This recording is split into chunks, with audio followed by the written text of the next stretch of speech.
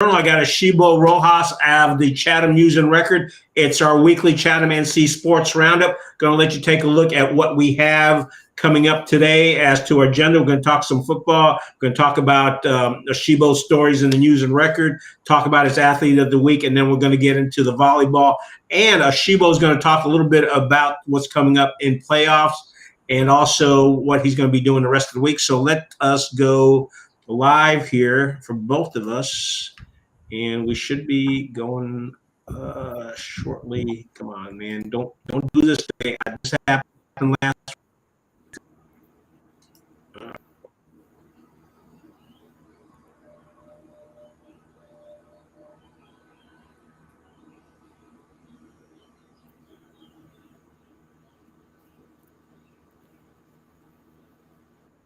and tackle it. Okay. And let's see here. All right. Asheebo is back. Let me see what here is.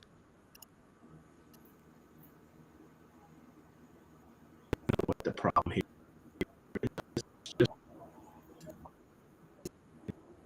There we go. Boom.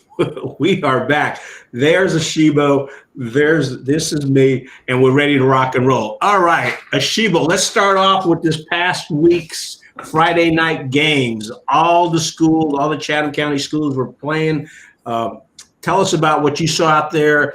You were out at a game. Let us know what you saw out there. Yeah, so started off with Northwood and Seaforth. I was there for that one. Battle of Pittsburgh, second one for those two schools to go up against each other. And I know last year I think Northwood took the win 12-7. This year Northwood won big this time, 54-20. And the star of the night was really Carson Fortunes. He's been having a great season. Tonight he had another one of those nights where he was effective on both sides of the football. I think he accounted for 8 touchdowns. If I remember correctly, it was four rushing touchdowns, 3 touchdowns through the air, and then he had a pick 6 on the defensive side. So it was all over the place. And he's really been just leading them on the stretch. I think that's 4 in a row now, 4 big wins in a row. They're on a collision course towards Cummings for the conference championship and for playoff seeding. So they got to get through Graham this Friday. But it'll be really exciting to see that game play out next week. And then go ahead, Gene. Yeah, I was going to say, quick question on Carson. He got injured a couple of games ago. It seems like he's overcome that injury. Is he playing smarter? Because I think when he probably ran a little bit more than he needed to instead of sliding. Well, really, in the Seaforth game, it appears to me, he's still a physical runner. He's still going to go out there and fall forward, take contact, and be physical with defenders. So I don't really see him doing too much sliding, but he's a tough kid. He's out there. He's putting the team on his back sometimes when he needs to, when they need a first down, direct snap to Carson, and he'll get it. So he's really been huge for them down the stretch. And, of course, his weapons, Gus Ritchie, Isaiah Blair, Ashton Elliott, Antoine Brewington, who's I think Antoine is out, too, with a hamstring injury. But he has plenty of weapons to use as well. So they've really been clicking on all cylinders this past couple of weeks, especially on the offensive side of the ball. All right. The other two games were, and I just there we go. We should both be on at this time. I know. There we go. All right. We were hoping that Chatham Central and JM would possibly come away with wins this Friday. That didn't happen. Can you give us a little rundown on the Chatham Central versus the Graham game and the Jordan Matthews versus that Southeast Alamance game? Yeah, so Chatham Central, their loss against Graham, they lost 14-26. They found success on the ground, with the run game. Senior DeMonte Johnson, he rushed for 151 yards and a touchdown on 14 carries. And then senior River Warren provided another 88. Provided another for them. It was just through the air. They couldn't get going with the passing game. Only threw for 84 yards and a touchdown, and also had 2 interceptions as well. So in that one, they produced some offense. Like I said, that to me, that's been their strength from when I watched Chatham Central was the run game. They got a lot of pieces that are physical in the backfield and at the point of attack with the football. So that's been their strength. Not not surprising that they were successful there that night. It's just through the air. It's been a little struggles with execution, hitting receivers, open receivers when they're open on their routes. So, yeah, they still came up short against Graham in that one to fall to 0-7. I was really hoping that was the one game that they could get, for their first win of the season and for Coach Little's first win there at Chatham Central. But, they still have 3 games left to go just to improve and get better, and we'll see how the rest of their season plays out. And then for the Jordan Matthews Southeast Alamance game, Jordan Matthews, they just kind of got overwhelmed with Southeast Alamance. And on the offensive side, they really struggled. They only threw for 55 yards, and all those yards were to Nick Glover. He had all their receptions and yardage through the air. But then on the defensive side, they also gave up 300 yards rushing, which has been an issue for them all season, really just in the run game, is stopping teams from gashing them on long runs, touchdowns. I mean, 6 of Southeast Alamance's touchdowns were on the ground. So that's really where they're struggling in that one. And I think they are on a bye this Friday. Jordan Matthews will not be playing this Friday. Chatham Central they'll actually have another tough one against Cummings this Friday. So we'll see how this Friday will turn out for those 2 teams. Well, for Chatham Central. All right, and the other 2 games is coming Friday. You're going to have Northwood at Graham. I'm going to go to that game and take pictures, and you're going to Seaforth at Northmore. What's your feelings on Northwood and Graham? I think that's going to be a win for Northwood. How about the Seaforth? Seaforth and Northmore has been kind of a little strange this season, haven't they?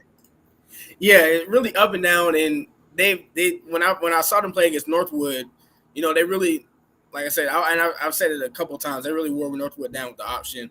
That's kind of their bread and butter. That's their identity so far. Against Seaforth, Seaforth came out with a lot of energy on defense to start the game against Northwood. They actually came up with a few good stops to start the game. It made it hard for Northwood's offense at the beginning, but I think they can play with Northmore, especially up front.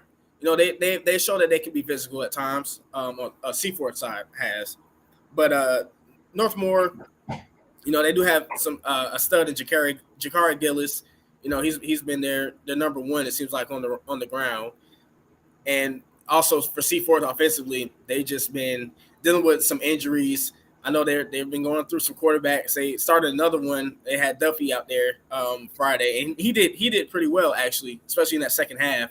He threw a couple long completions and a touchdown pass. But I think Northmore will still get the best of Seaforth in that one. Seaforth, they're a pretty good team, but I think Northmore was just a little bit more physical for that one. Yeah, I don't think I think C4 will come out stronger next year. They're just not got everything together this year. So that's the roundup. And as you said, JM is off this week. They get a bye week. We're going to talk a little bit later on. Asheebo is going to give you a rundown of the state playoff picture for a whole bunch of sports, because we've got some schools that are being very competitive. Now, here's the favorite part of this roundup is the fact that the newspaper, Chatham News Record's come out. And Ashebo's got a few stories in there. He's going to tell us about those. And he's also going to tell us about his athlete of the week. So, Ashebo, tell us what you got coming out in the paper today. Yeah, so, of course, as usual, football roundup and Olympic sports roundup for all the sports here playing here in the fall. But also, I've got a story on Carson Fortunes from Friday night's game, highlighted him and his performance, and really just how he led his team in that game and how he's been leading the team past couple weeks.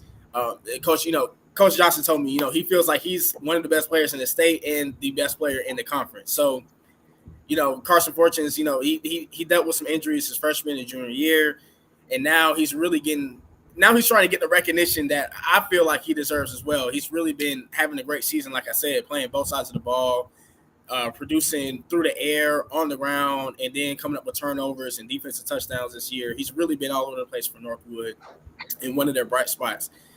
And then we have another story. It was a feature on Jordan Matthews' new kicker. They had brought over Giancarlo Aguilar from their men's soccer team, and he just started kicking about 3 weeks ago. First kicking session he ever did. He hit from 55 yards. So he's raw, but he's talented. So they added him about 2 weeks ago, and then he made his first field goal attempt. He made an extra point in the first game, I think, against Northmore. And then last week, he made his first field goal attempt from 37 yards.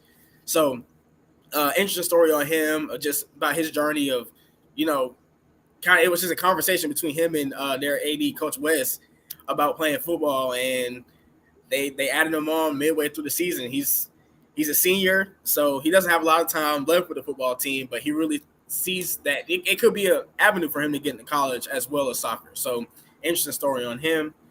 And then athlete of the week is Maris Honeycutt from Seaforth Volleyball.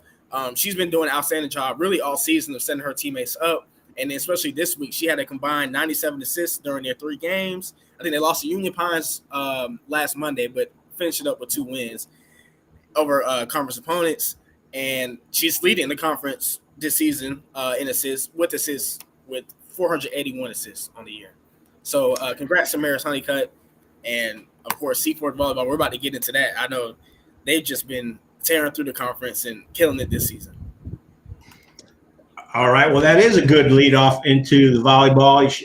Athlete of the week is a Seaforth volleyball player. You mentioned your different stories on the kicker and everything else. Plus, you have the Roundup up there. Oh, I want to say you had mentioned the Northwood QB actually playing both sides. Folks, I'm going to pop this up so you can see it. Ashebo's got a Twitter account, Asheebo R38. One of the things he's also doing is he's doing video interviews with not just the coaches, but also some of the players. And it's an opportunity if you're at an event, or if you're not at an event, follow him on Twitter and you can get a snapshot of what's going on. So he's not just doing it in football. I know he's done it in volleyball. He's done it in soccer. So that's a real nice asset out there. Take advantage of it. There's his Twitter account name so you can follow him. All right, Asheebo, let's talk volleyball. There's 2 teams, Seaforth and Woods Charter, that are high on the list of volleyball. Let's talk about how those 2 teams are doing. And if you don't mind, let's kick into what the situation is with the playoff situation in volleyball, because you and I had talked earlier. That's only about 2-3 weeks away. Right. And, we start with the Mid-Carolina 1A, 2A conference with our public schools here in Chatham County. Seaforth, by far, number 1 in the conference. They're 13-0 in conference play. They're not showing any signs of slowing down. They have heavy hitters in Allie Forbes, Kira Rosenmarkle, and then we just talked about Maris Honeycutt. She's a great setter for those guys. For those ladies. So they have a really good team. Really coach well with Coach Rosenmarkle, Coach Green. They're doing a great job. Then they just beat Northmore yesterday, 3-0 straight sets. So not only are they winning, they're dominating. But for the conference though, there's another team that to keep an eye on is Jordan Matthews. They're right behind Bartlett Yancey in 3rd place. So Jordan Matthews, they have a big 2 games this week. They have Northmore tonight, and then they have Bartlett Yancey tomorrow. Of course, 2nd place Bartlett Yancey, and then Seaforth next Thursday. So I think if they can get some help from Bartlett Yancey, maybe losing a couple and then beating Bartlett Yancey, Jordan Matthews might be another team to make the playoffs, right there in that 2nd place in the conference. And then Woods Charter, same thing for them. They've just been dominating. Really, they barely lose a set, in their conference play. They also aren't showing any signs of slowing down. I think they only have 2 games left. Tonight they're at Roxborough Community, and then next week they'll be playing Cary Academy at home. So they'll be, the front runners for their conference in Central Tar Heel 1A. And if I'm not mistaken, let me check to see how many teams can make it from their conference. Yeah, I was going to say they're at the number 1, and I think number 2 is not even close to threatening them. So it looks like they'll be getting to the playoffs. Now, you mentioned the 1A, 2A volleyball standings. I'm looking at that, and you're right. Seaforth's up there 13-0. And the thing is, folks got to remember is it's your conference record that counts towards the playoffs, because that also allows teams to play higher up teams, because that's the 1A, 2A conference. But C4 can play a 3A or 4A conference team, and it doesn't hurt their conference standings. And then you got Bartlett Yancey at 10-3 and Jordan Matthews at 8-4. So they're close enough. Chatham Central's at 8-6, really kind of out of it now. you're mentioning, and when it comes to the 2A volleyball, is it one or is it two teams that would get to the playoffs from here? So for volleyball and 2A, it's going to be two. And then for the 1A schools, it's going to be one that makes it. I think the 1A schools will be Northmore and Chatham Central. Chatham Central, also, they've been doing pretty good for themselves in volleyball. If I'm not, let me check their record. I think they also have a winning record. Yeah, they're right now. They're 8-6 in the conference and 12-8 outside the conference. Yeah, so for 1A, I imagine they make the playoffs on their end because Northmore is below them, 6-6 in the right. Mm-hmm.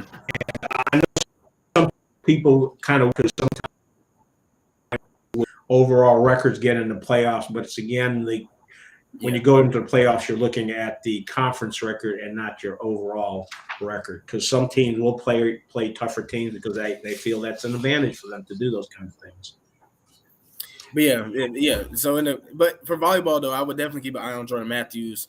Coach Austin, he has a really good team. They hustle, they're scrappy, and they're right there, like I said, in that third place spot. So if they can they can beat Bartley Yancey tomorrow and also beat Northmore tonight, that will help. And then also Bartley Yancey might stumble a little bit next week, and then they also face off against Seaford. I think if they can control their own destiny, they might have a chance to make that second playoff spot. All right. So when it comes to volleyball, we got Chatham County teams that are looking well. Let's talk about soccer. We know that there is a top team right now in soccer, but they're not the only team that's still in play for the playoffs. So why don't you give us a little bit of information on what's going on in soccer in Chatham County high schools?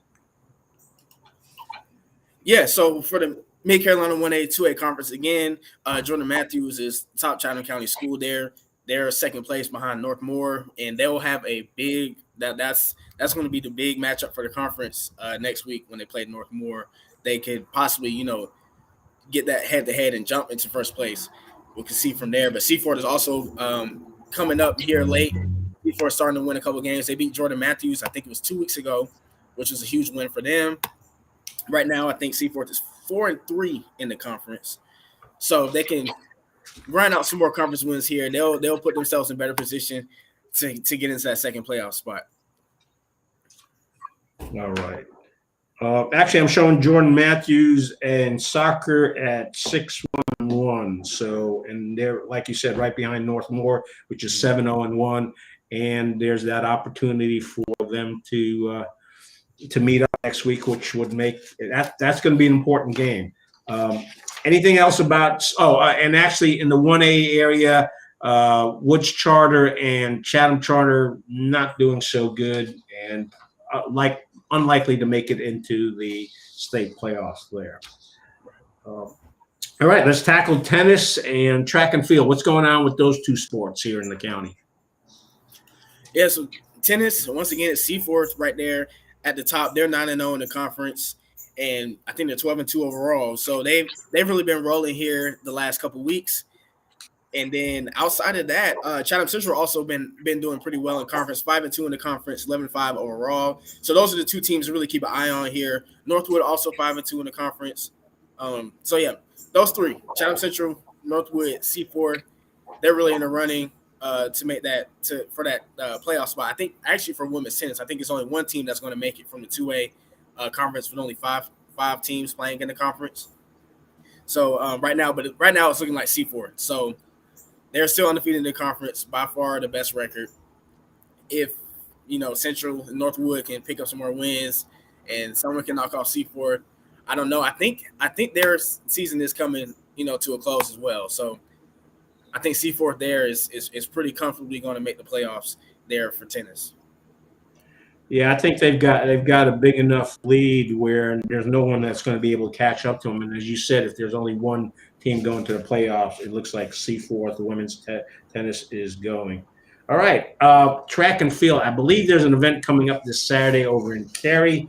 Anything else that folks need to know about track and field? We've got some good track and field athletes in the county, don't we? Yes, we do. Especially there at Seaford, Northwood. Last week we talked about their meets last week. they had a couple of top 5 finishes, some PRs I've been hearing from, especially on the C4 side throughout the season. So just keep an eye on them. Like you said, they'll be in Cary. I think you said on Saturday. Yep. Yeah. So we'll keep an eye on those results as they come in. So yeah, I think track and field will be pretty interesting as the state races come up later on. I'm sure Seaforth will send a number of runners to those as well. So we'll see.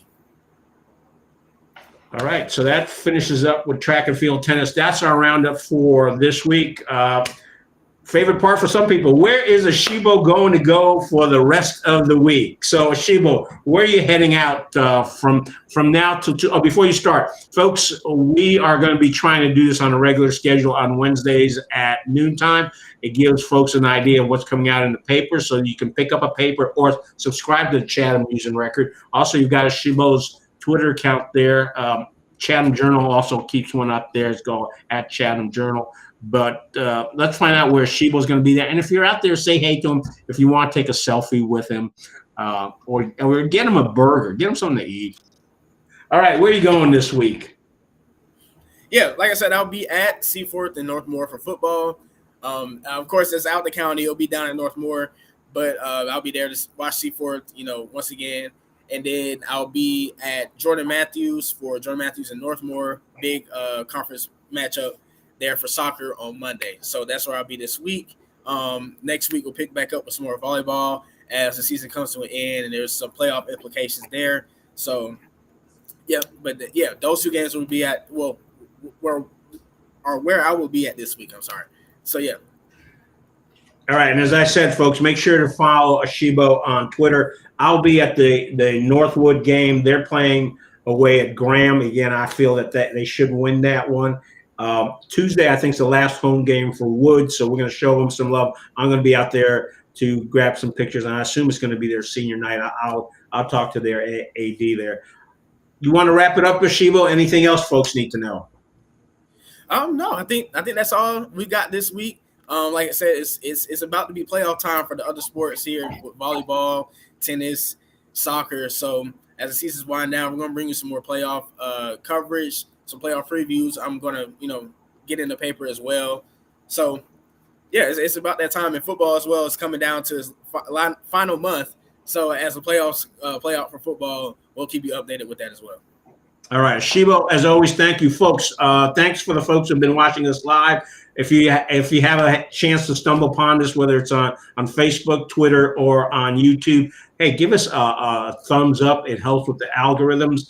Our audience keeps on growing every week, and we hope to get to the point where come basketball season, we are rock and rolling. If you have any suggestions, send those along to us. One of the suggestions was to provide an agenda, which we're doing. Another suggestion for me and Ashebo was to watch our ums. We're working on that as well. So, folks, thanks for watching. We'll see you next Wednesday at noontime, and we're going to be ending the stream.